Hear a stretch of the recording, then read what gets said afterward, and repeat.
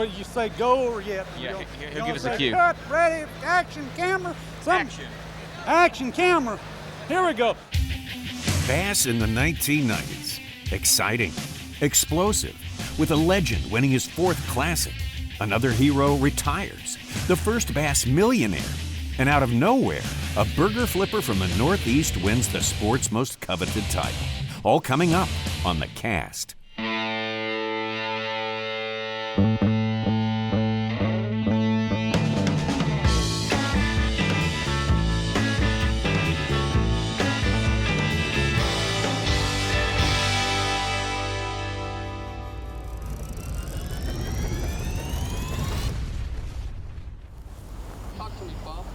Testing 1 2 3 4. Testing 1 2 3 4. Hello, I'm ready to go. When you're ready to go.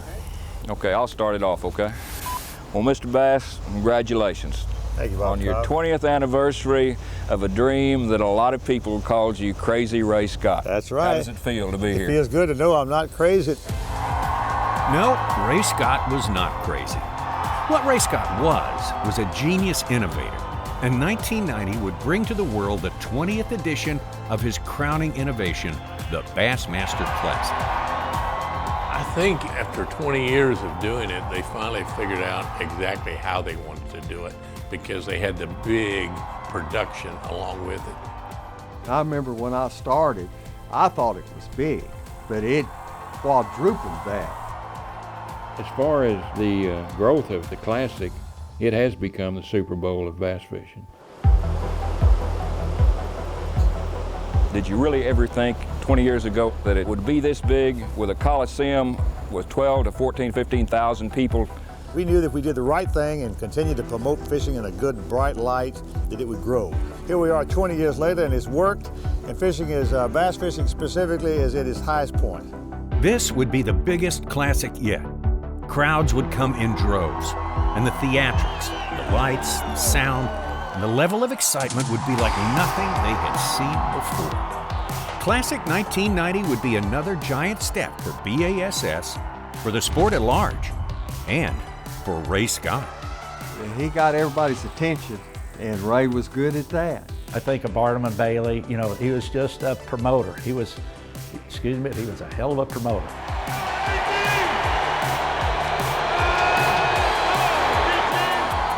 It's just like an NFL crowd. You can't understand why people would do that. They're fans, and you can't tell what fans are.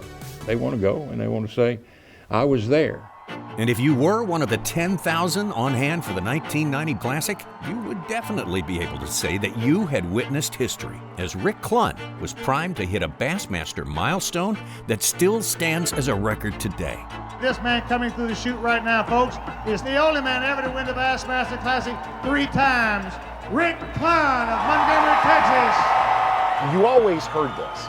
Oh, fishing's luck, right? You got lucky. Rick Clunn, to me, is the #1 person that showed us fishing is not luck. You need to be good.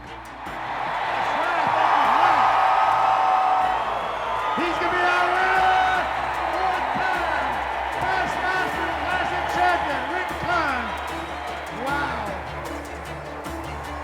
You're just kind of in awe a little bit, you know, a guy to win 4. That was remarkable. It kind of separated him from anybody else out there at that particular time.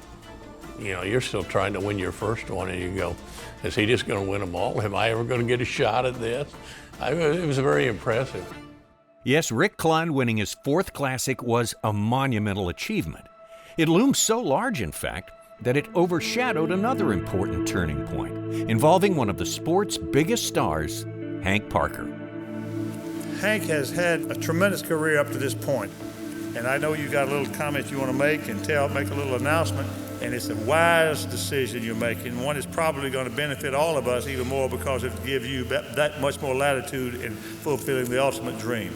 Go ahead, I want you to make your comment. Probably the worst kept secret I've ever had. I don't know exactly why it got out before it did. I only told about 6,000 people. I told every one of them not to tell anybody. It's time for me to retire from the professional circuit. I love the sport. I don't intend to retire from the sport at all. I want to stay just as active as I am now. I appreciate all the friendship and all the people that are in this room today. I appreciate your friendship, and I look forward to continue that. Thank you. Hank retiring is one of them moments that I'll never forget, because I asked him, I said, man, Hank, what are you quitting for? This is too much work. That's what he told me. He said, this is too much work. It reminds me of Bill Dance. He had a short career. He had the same idea that Hank did. While he was still in his prime, he wanted to start a TV show. Television was a necessary evil for me because I had peaked out. I couldn't get any more publicity out of magazines and newspapers than what I'd already gotten. So if I was going to grow, I was forced to go into television.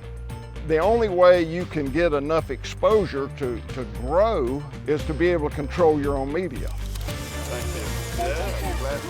Hank Parker would go on to control his own media by starting his own TV show, Hank Parker's Outdoor Magazine, which airs to this day.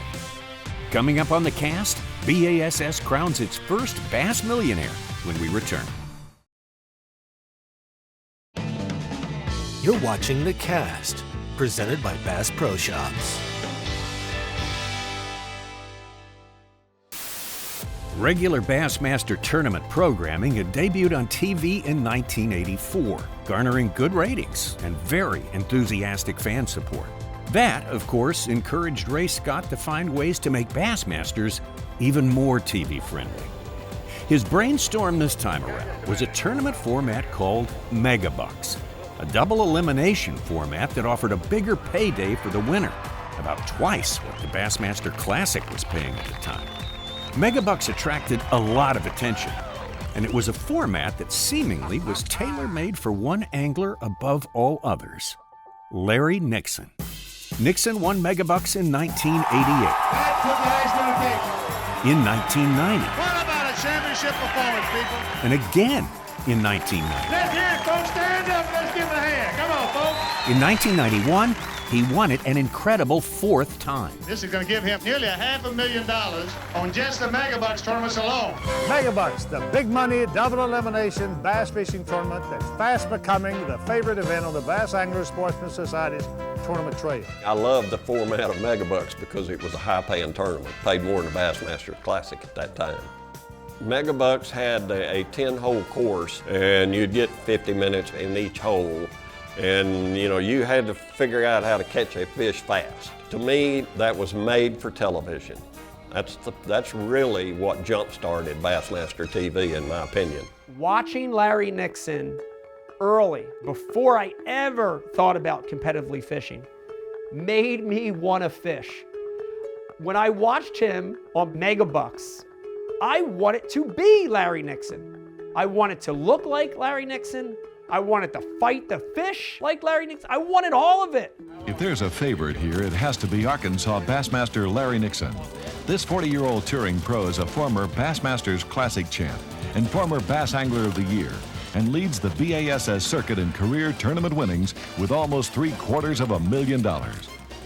Of all of Larry Nixon's Megabucks triumphs, by far the most memorable was one catch in Florida in 1988.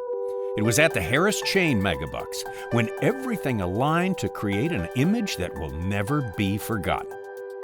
We pulled up on Nixon and we're talking to him a little bit, and all of a sudden he went down on point, set the hook, and the bass jumped right in frame. Oh my gosh, look at the size of that bass. Of course, when I picked up on it and it was just tight, I knew instantly it was a fish. And of course, when I set the hook and that thing jumped about 2 foot out of the water and faced the boat just like that and shook sideways. Yeah, it was one of them moments you never forget. It was just one of them moments that takes place in a split second.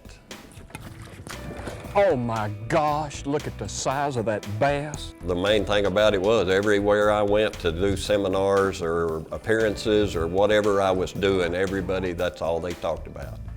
All right. The financial impact of winning 2 Megabucks tournaments on the Harris Chain in Florida, plus 2 more on the Tennessee River at Lake Guntersville and Lake Chickamauga, was huge for Larry Nixon. Altogether, the 4 wins were worth just under $400,000, which put him on top of the sport. He had become bass fishing's top earner of all time. To no one's surprise, he became Bass's first $1 million winner in 1992. What does it say? Oh no, I can't read it. It's upside down. I never dreamed that I would ever win $1 million bass fishing. This is just an incredible feeling. Thank you very much. Hold on, just one second. That's good. The sun was reflecting it. How you want me to Right there. It's great. There. All right. Now, say everything you said again. Larry Nixon first to the $1 million mark. Coming up on the cast, another angler hits that number, and from burger flipper to classic champ, how a dream came true. You're watching The Cast, presented by Bass Pro Shops. You can't talk about B.A.S.S. in the 90s without mentioning Denny Brower. With 17 tournament wins, 1 Angler of the Year title, and a Bassmaster Classic championship, Brower was truly a legend in his own time. Denny Brower, a member of Bass and a great bass angler. And for the record, he's finished in the money 37 times in 48 B.A.S.S. pro tournaments. That's strong. I think I was finally to the point in my career in the 90s where I was really at a comfort level with every decision I made. And I think that's part of being successful on the water. You know, sometimes you're not going to be right, but you need to be comfortable with that decision or you're not going to fish good. I think I can catch another limit, and hopefully I can catch a big fish or 2 tomorrow. Wish you well. Good luck to you, Denny Brower. With 8 Bassmaster wins in the decade, the 90s were amazing for Denny Brower. But one year was absolutely sensational. 4 of those 8 wins came in the year 1998. What happened in 98 is hard to explain. Some of it, when an angler gets on a roll, is how the lake set up, the conditions. There's so many variables in our sport, but man, when you get tuned in and you're making all the right decisions, you're hard to beat. He's the embodiment of what it means to be a professional angler. Denny was the ultimate competitor. He was the machine with a flipping stick.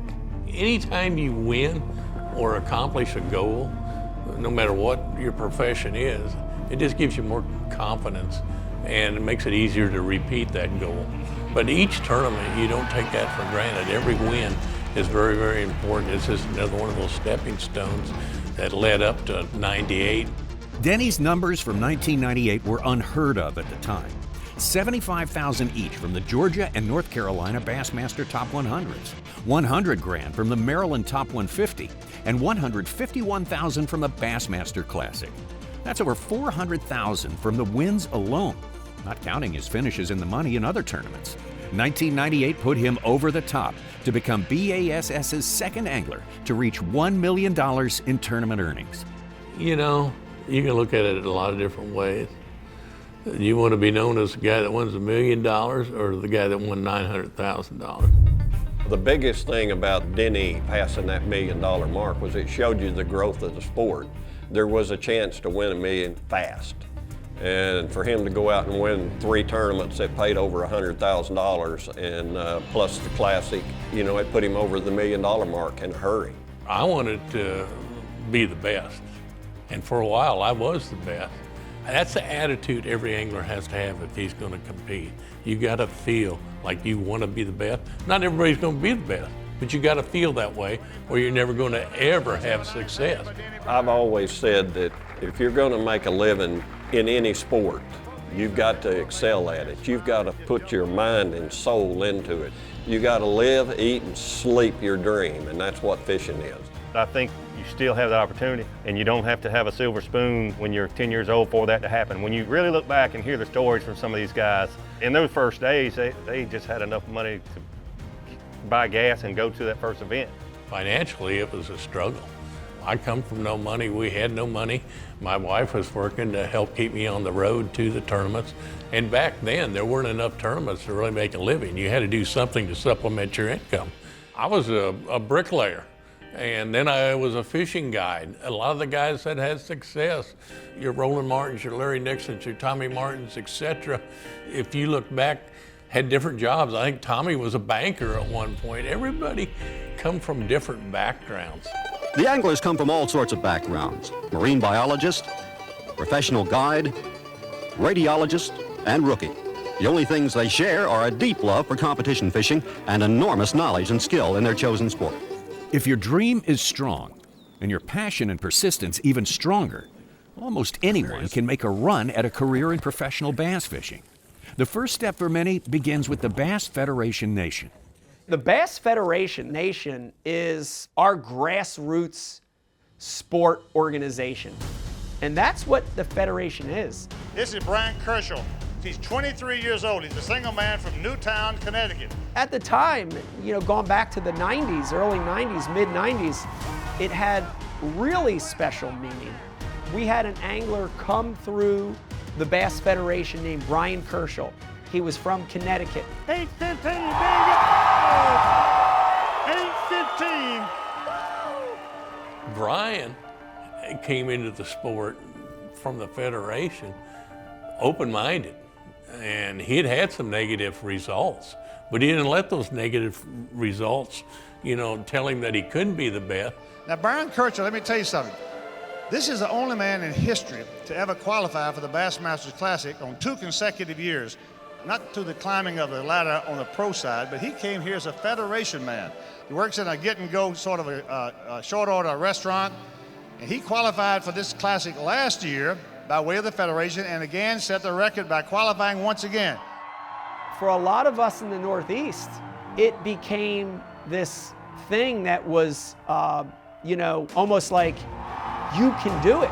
You know, a guy from the Northeast who's a regular dude who works at a burger shop can work hard and make this event and win. We need 8 pounds and 15 ounces to see if you're going to win this tournament. 11 pounds, 4 ounces market. There's your winner of the Bassmaster Classic. First time ever. I don't think anybody ever thought that a Federation guy would win the Classic. And when he did, you know, it was big news, man. When Kershaw won, you know, that changed a lot of us in the Northeast, because up to that point, Federation anglers at the Classic were like token anglers. You know, like, hey, we're going to give these guys a stage for a few days because they support our program, they work hard. But when Kershaw won, it changed all that. And it became possible. Like, it was real. He just kept pounding against the wall, and everything lined up, and he ended up winning the Classic, being on top of the world, and a hero to so many people that have that dream that can they succeed, can they be the best? Well, Brian did it, maybe I can do it too. Brian Kershaw was truly living the dream. But tragically, his time to take it all in was cut short. 4.5 months after winning the Bassmaster Classic, he lost his life in the crash of a commuter airline flight. I'll never forget walking into the office that day, you know, several months later when he had lost his life in the plane crash early that morning. It was a somber, somber place because he meant so much to bass and to the bass fishing world. It shocked all of us. He was such a nice young man, and his dream came true and died that same year. It was just heartbreaking for all the pro fishermen. We all have our dreams, and he had his, but he didn't get to live long enough to see the whole picture. Brian Kerchal's story will never be forgotten. And after more than 50 years of the Bassmaster Classic, he remains as the only amateur winner of the title. You're watching The Cast, presented by Bass Pro Shops. The 1990s were without a doubt another explosive decade of growth for B.A.S.S. and all of pro bass fishing, exposing the world to great talents like David Fritz, Guido and Dion Hibden, and many, many more. It all culminated in 1999, when South Carolina's Davey Height would win the last Bassmaster Classic of the decade, a result that was perhaps foretold a few years earlier. The reason I won the 99 Bassmaster Classic is because I finished second to George Cochran in 96. got to have 11 pounds and 13 ounces. 10 pounds and 12 ounces. George Cochran is our winner. Where's George? When I won in '96, it was so close, you know, I won by a pound. And as soon as we got through, he came up and we hugged each other. And I said, Davey, you'll win one. You wait and see. To me, that second place finish put a burning desire in me. And I would, I'd still be fishing every Bassmaster event I could right now had I not won a Bassmaster Classic, because that's something that I absolutely was going to do or die trying.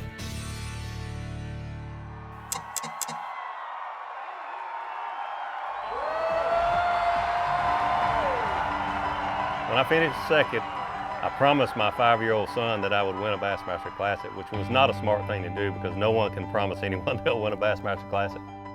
Weight, 19 pounds, 14 ounces.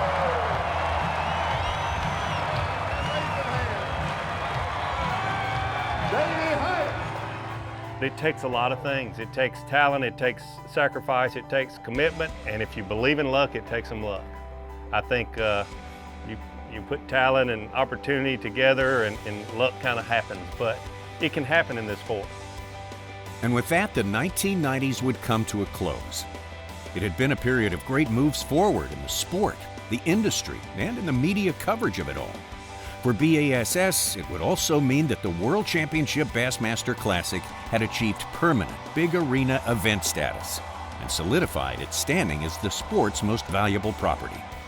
The 2000s were on the way with more changes, and the 90s had set the stage for even greater expectations. Welcome into the Bassmaster Studios, wrapping up episode 3 of the cast, B.A.S.S. in the 1990s, and we've got one of the main stars of the 1990s show, and he was a star of the 1980s. We could have really had Hank Parker come on for any one of these episodes and reflect on it, but Hank, thank you for joining us today on this edition of our Q&A after the cast episode. First off, do you have any initial reaction and thoughts from watching the shows and being a part of the interviews and just reflecting back on your career, especially in the late 80s, early 90s? I'm blown away. I think you guys are doing an awesome job. I watched that the first episode with Ray, and of course I admire and respect Ray so much, and you guys captured from start all the way through what Bass has done and how they built it and how quickly he got involved in conservation and Clean Water Acts, and went to D.C. and took on all these big industries to clean up our waterways, and I so respect Ray, and you guys did such an awesome job with that. Well, Hank, you were a part of that history to a T. I mean, you were one who helped propel it to the next level. How was it for you, first off, how was it for you to be in that kind of second generation of stars? We talked to Larry Nixon about it a few days ago, of that 1980s to 1990s was really when some of the first initial stars kind of started to end their career, and some guys like you and Larry and Denny Brower came on strong and really paved the way for a successful 90s and 2000s. Yeah, mine was the 80s. You know, I started in 77 and I retired in 90. So I came through the 80s, but I was very much involved in the 90s. And I went to every classic. I talked to those guys all the time. And I missed the sport terribly. It was the hardest thing I ever did, you know, not being there during the 90s competing. I mean, I was at the peak of my career when I retired, but that's another story. But it was tremendous growth, and the 90s was just incredible. The amount of money that came into the sport, the companies that got involved, it really took a giant leap in the 90s. Hank, this 90s show, the very first scene, and through the first several scenes, it's all kind of about television. It starts with somebody who I'm ashamed to say I didn't recognize, talking about, are you going to tell me to start or go? And then it's an interview between Bob Cobb and Ray, and television was really, really getting important. By that time, I think Hank Parker's Outdoor Magazine had been on for 5 years by 1990, and television became essential to the growth of bass fishing on all levels, right? You know, Tommy, the way this thing worked for us at that particular time was you tried to get as much recognition as you could to justify those sponsor dollars. And so they wanted a lot of exposure. And if you were going to grow, you had to get more and more and more delivery to be able to grow your sponsor base. And so it was kind of a must when I got to the peak where I couldn't go any further through magazines and different avenues. I had to kind of drive my own media. So TV was kind of a must. That was something that you mentioned in the show, was you wanted to control the message. That's how you got to do that. Not that you're trying to cover up bad things or only highlight good things, but for athletes nowadays, we see that in 2023, 2024, whether it's a basketball player, a football player, they have media teams around them now. Tell us about what having a media team around you in the 1980s and early 1990s was like, because like we said, TV was new, not only for other sports, but for fishing for sure. And then for you to have a schedule on top of everything else to make shows, put out content, you were just as busy, if not busier, once you stepped away from tournament fishing than when you were balancing both of them. Yeah, it was a lot. I didn't know what I was doing. I had no clue. We didn't have wireless mics back in those days. Everything was hardwire. So you had somebody in the boat with you running a sound monitor and balancing all the audio, and you had to sync everything with the video. And so you had all these you had so much stuff in your boat. It looked like a studio in the back of the boat. Of course, we never showed that to the viewer, but it was a whole lot of stuff going on. And I was whining about that one day, and Jerry McKenna he said, "Hey, we shot on film, man. We had to go in and put a tent over us to be able to change every 20 minutes we had to change tape." And so we shot everything on film. So it really was a difficult first 4 or 5 years was pretty tough, and then we got wireless mics and new digital cameras, and everything started to change. But those first few years, it was a learning experience, to say the least. The big marquee classic in this 90 show is the 1990 Classic there. Of course, you had won the year previous, 1989 Roanoke there. But this was a big one, too. This is Rick Clunn doing something that, I don't know, did you ever think it was possible someone could win 4 classics? It's amazing what Rick has done, and he comes alive for the Classic. He was built. Larry Nixon was built for Mega Bass, and Clunn was built for the Classic. He just came to a different level. He really is so good at that, and to win 4, that's just amazing. It really is. And all that was like the Ray was still going so strong then. He was so dedicated to that Classic. Everything, all the production values, all the big event kind of feel, and the fireworks and everything else, just really, I mean, there was no stopping him. He was forging forward at that point, right? I remember when we were in, I won at Texoma. The first one I fished was at Ross Barnett, and it was just a few football bleachers set up at a park, and might have been 150 to 200 spectators the first 2 days, and then the last day we might have had 500 people there. And so we went to New York in 2020, ABC's 2020, Hugh Downs. It was a big deal, man. They had helicopters, they had all kinds of stuff going on, and matter of fact, I had a helicopter hover over my boat that took all my baits out of the boat, threw them in the water, and they hovered over me for about 20 minutes, so it was crazy. But I talked to Ray about that. I said, this is amazing that 2020 would come cover the Classic. He said, you're not seeing anything yet. Next year we're going to go inside, we're going to weigh in an arena, and it's going to be like a football game. There's going to be so many people there. And so I guess 1981 was the first indoor weigh-in in Montgomery. We fished on the Alabama River. Hank, it seems like the 1970s and 1980s were all about secrets. If you were a successful angler, you tried to hide from the little bit of camera coverage you might have got. You tried to keep it to yourself. It seemed like in the 1990s, there was a lot more anglers in TV on their own, or at least used to that situation. The learning aspect of the 1990s, what you guys told and laid out for the 2000 anglers for teaching-wise, was that huge for you as you made your progression into TV on your own show? That this is about sharing the sport with others and teaching them how to catch fish as well? Because I'm an established pro. I know how to catch them. They're never going to take my shine. We now need to teach the next generation if we wanted to get to even another level, which it took in the 90s. It was a lot of information that people held close to the vest, as you say, early on. And then as television got involved, the secrets started getting out and people started sharing. It was different. And a lot of people would give you about 80% of the information, and then they'd hide that 20%. You know, they wouldn't tell you the rest of the story. They wasn't Paul Harvey.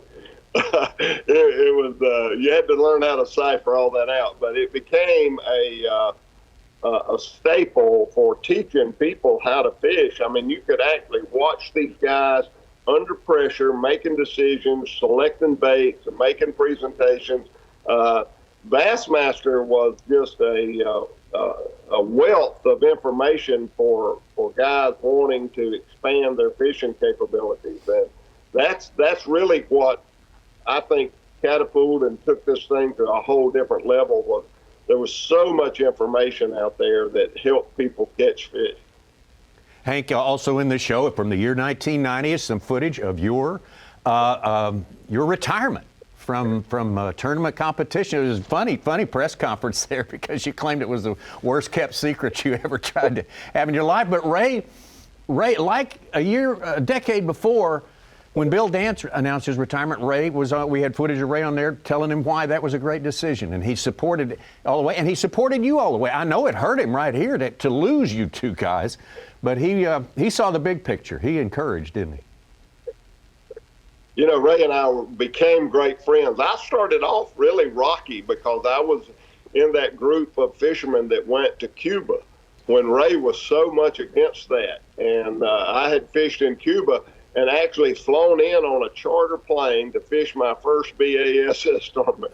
And when Ray called my name, he stopped, and he wore these little bifocals. He pulled that thing down, and he stared at me for what seemed like 3 hours, but it's probably like a minute. But he looked me over good, boy, and we started off pretty rocky. And we grew into being great friends. And I talked to him, you know, the really reason I retired is my boys, Hank Jr. was 13 and Bill and Ben were 11.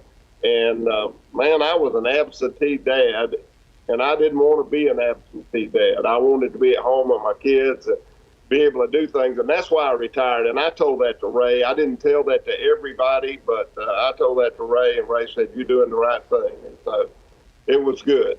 Well, what else had you to conquer? At that time, you were the only person to have ever won Angler of the Year and the Classic, and that lasted for a long, long time there. Yeah, that was pretty cool. I won the Classic in '83. I mean, the Angler of the Year in '83 and the Classic in '79. But I'll tell a quick story if we got time to do this about that '89 Classic.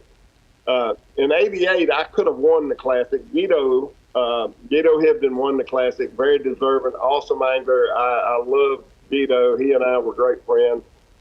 He's passed, but he's a legend of the sport. Guido and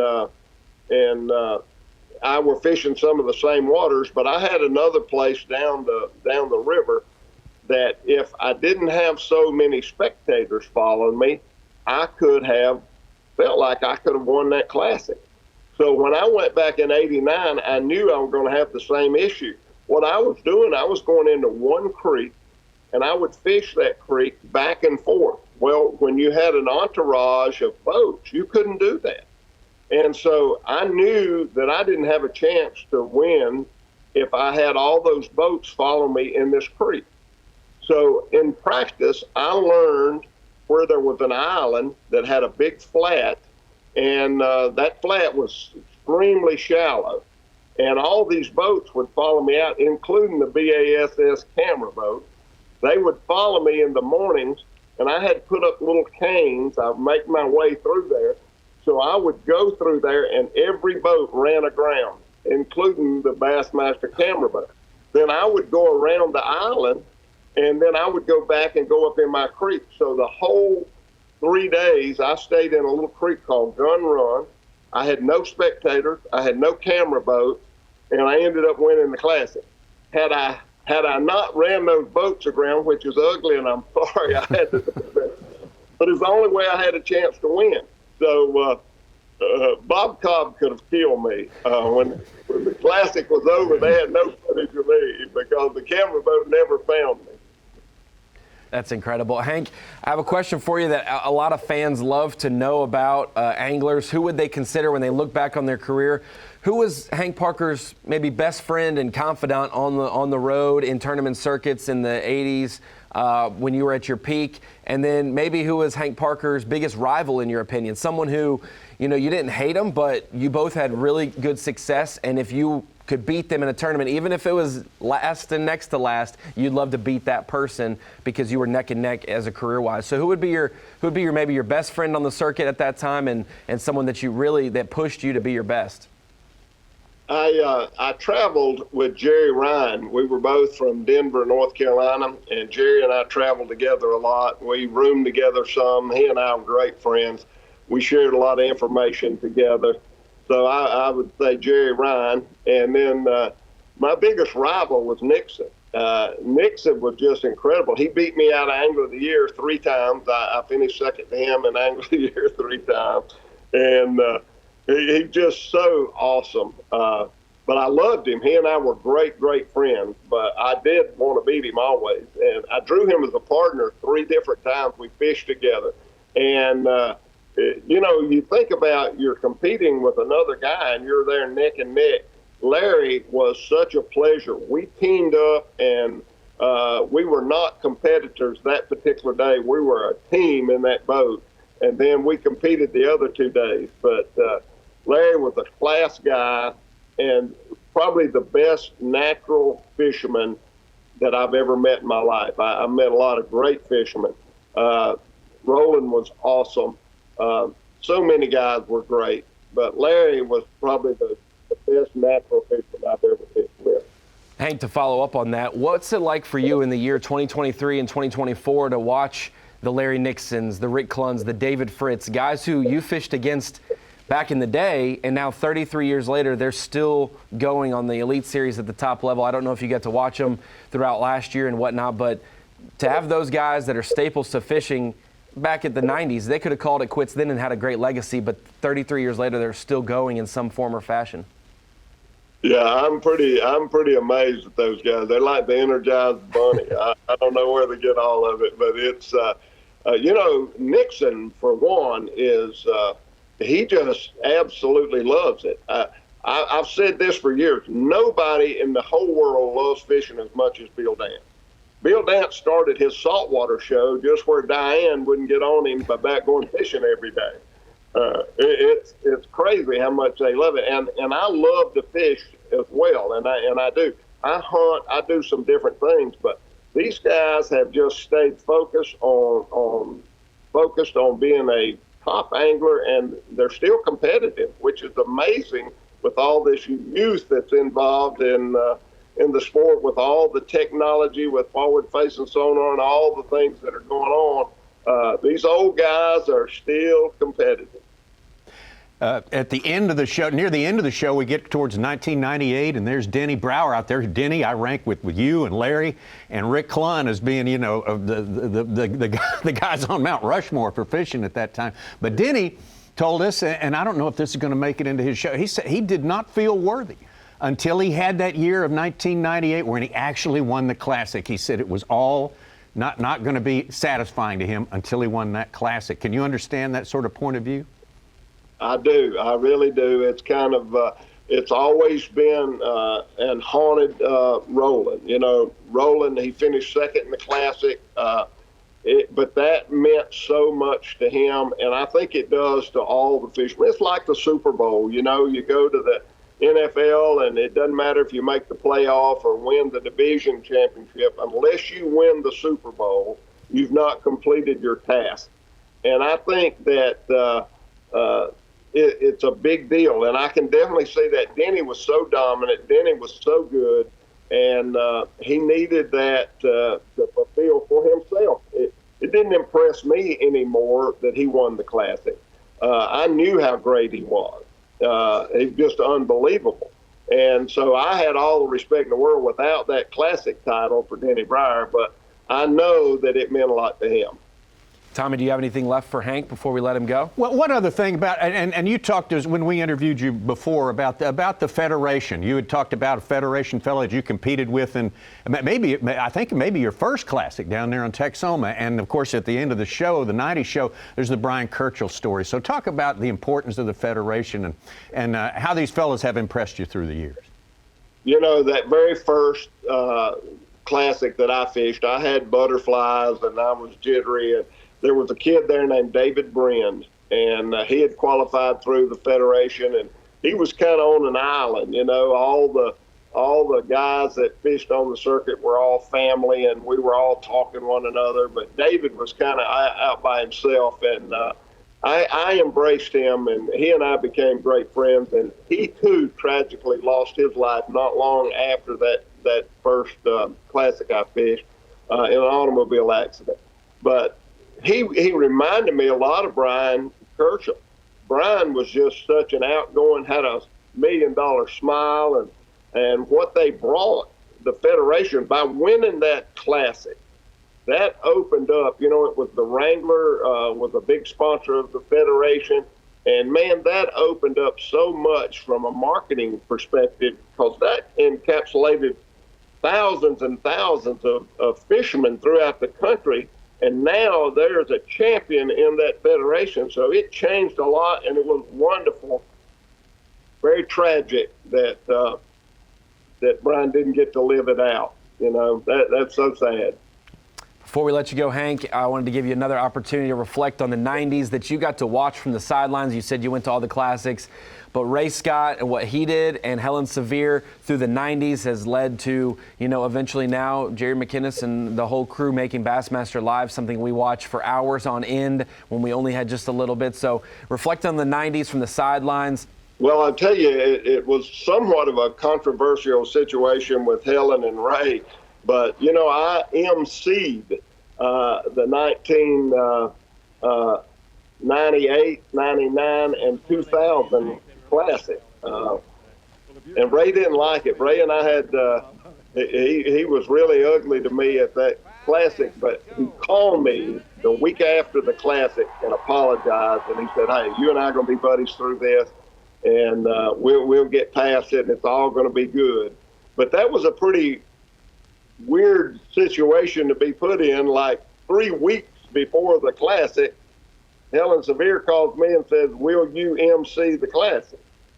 And so I did in 1998, 99, and 2000. Wow. The legendary Hank Parker, appreciate you joining us today on this episode of The Cast. Bass in the 90s. Hank Parker, his legacy carried throughout the 90s, even if he wasn't making casts on the Bassmaster Tournament Trail. Thank you for joining us today. Thank you, Hank. Thank you. You guys keep doing a great job. It's awesome.